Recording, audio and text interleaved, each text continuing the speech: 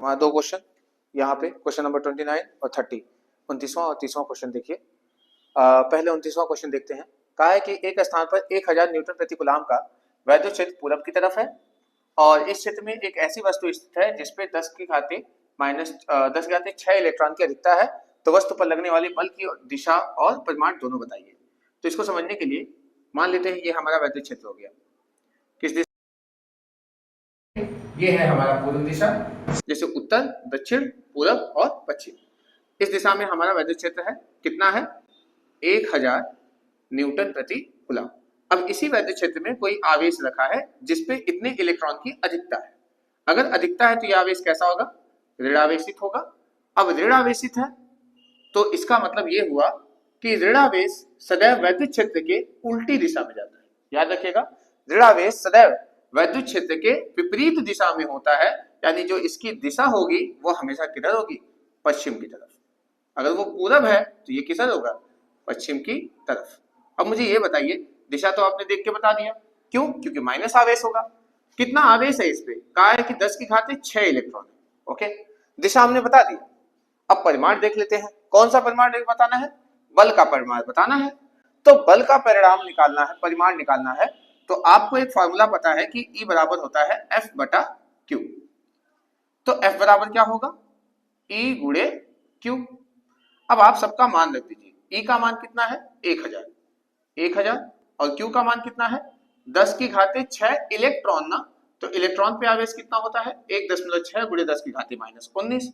Simple सा है, 3 zero यहाँ, 6 जीरो यहाँ, टोटल हो गए 9 जीरो। इन 9 जीरो के इसमें से काट दीजिए तो कितना हो जाएगा? 1.6, 9 जीरो हटा तो ये हो गया 10 न्यूटन। आंसर आ गया। ओके, दिशा है पश्चिम की तरफ और बल लगेगा 1.6 गुणे 10 की घाते माइनस 10। कैसे? 6 जीरो और 3 जीरो, टोटल 9 जीरो कटेंगे तो माइनस 10 आएगा। ओके, अब आते हैं अपने तीसरे क्वेश्चन पे। कहा हुआ है कि 3 माइक्रोकूलाम के कोई बिंदु आवेश है जो 2 मीटर, 3 माइक्रोकूलाम से किसी बिंदु आवेश, 3 माइक्रोकूलाम के किसी बिंदु आवेश से 2 मीटर की दूरी पर एक -2 माइक्रोकूलाम का बिंदु आवेश वायु में रखा है, यानी दो आवेश रखे हैं। एक आवेश ये रहा जो कि 3 माइक्रोकूलाम का है और इससे जो है 2 मीटर की दूरी पर लिखा है ना, ये यहां से लेके यहां तक की जो दूरी हमने माना है वह 2 मीटर है और इस 2 मीटर की दूरी पर एक और आवेश है जो कि -2 माइक्रोकूलाम है, -2 माइक्रोकूलाम है। अब ये धनावेश है तो यहाँ, ये ऋणावेश है तो यहाँ ऐसे कुछ बल का दिशा होगा अगर हम देखें तो मे भी। अब आवेश रखने के बाद कहा है कि इन आवेशों में 1 मीटर की दूरी पर स्थित बिंदु पर वैद्युत क्षेत्र की तीव्रता ज्ञात कीजिए। अच्छा, इन आवेशों से 1 मीटर की दूरी पर, आवेशों में, इन आवेशों में यानी कि इनके बीच में, इनके बीच में कैसे? अरे भाई 2 मीटर है तो 1 मीटर इधर से 1 मीटर इधर से, तभी ना 2 मीटर होगा। यानी कि एकदम मध्य बिंदु पर। कहां पर? मध्य बिंदु। मान लेते हैं ये O है, इसे A कह देते हैं, इसे B कह देते हैं। इस बिंदु पे हमें तीव्रता बतानी है। अब मुझे ये बताओ, अगर मान लीजिए यहाँ पे कोई परीक्षण आवेश आप सोचिए तो वो धनावेश होता है, परीक्षण आवेश सदैव धनावेशित माना जाता है। तो अगर ये प्लस है तो ये इसे इधर की तरफ प्रतिकर्षित करेगा और ये ऋण आवेश है तो ये भी अपनी ही तरफ इसे खींचेगा और दोनों का परिमाण तो बराबर ही होना चाहिए। मे भी दिशा एक तरफ रहेगा, परिमाण कम ज्यादा हो सकता है, दिशा एक ही तरफ रहेगा। ठीक है, दिशा क्यों एक तरफ रहेगा? क्योंकि ये धनावेशित प्रतिकर्षित करेगा और ऋण आवेशित ये अपनी तरफ आकर्षित करेगा, यानी दिशा एक ही दिशा में है। मान लीजिए एक इसका ये और एक इसका ये, दोनों बना दिया। जो 3 माइक्रोकूलाम से लगा है वो मान लेते हैं EA है और जो 2 माइक्रोकूलाम से लगा है उसे मान लेते हैं EB है। ये हमने दिखा दिया, दोनों की दिशा एक है, इसका मतलब ये दोनों जुड़ेंगे। ठीक है, तो सबसे पहले हम लोग EA का मान निकालते हैं। अब EA निकालना है तो आपको परिभाषा से फॉर्मूला पता होगा कि 1/4 पाई एप्सिलॉन 0 आवेश 10 की घाते -6 क्योंकि माइक्रो है, अब बटे दूरी का स्क्वायर, दूरी का स्क्वायर यानी 1, यहां से लेके यहां तक की दूरी कितनी होगी? 1 मीटर, और उसी तरह से यहां से लेके यहां तक की दूरी भी क्या होगी? 1 मीटर। ओके, तो EA कितना आ गया? कहोगे सर ये अगर 9 तरीके 27, गुणा मत करिए, ऐसे ही छोड़ दीजिए, अब इसका काम पड़ेगा। 9 गुणे 3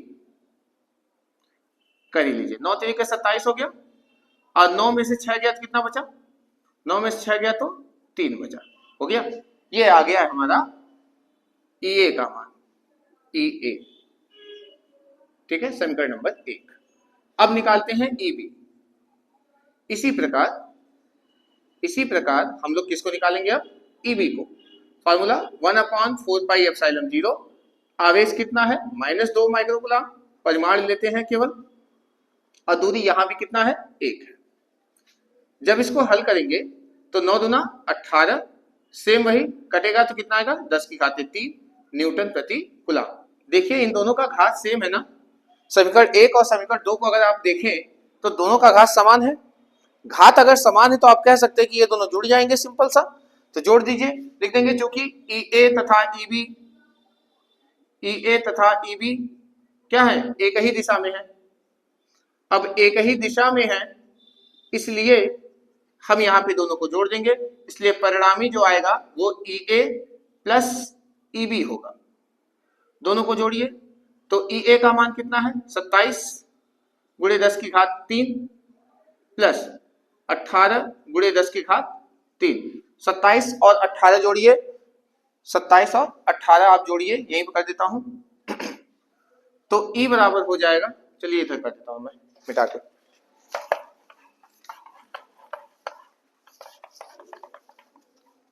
ठीक है, तो यहां पे अगर मैं देखूं तो परिणामी जो आएगा 27 और 18 जोड़ने में तो 8 7 15 हाथ से लगा 1 2 1 3 1 4 45 गुणे 10⁻³ न्यूटन प्रति कूलम। मुझे ये बताइए क्या मैं इसको ऐसे लिख सकता हूं? 4.5 गुणे 10⁻⁴ लिख सकता हूं एक मानक रूप में।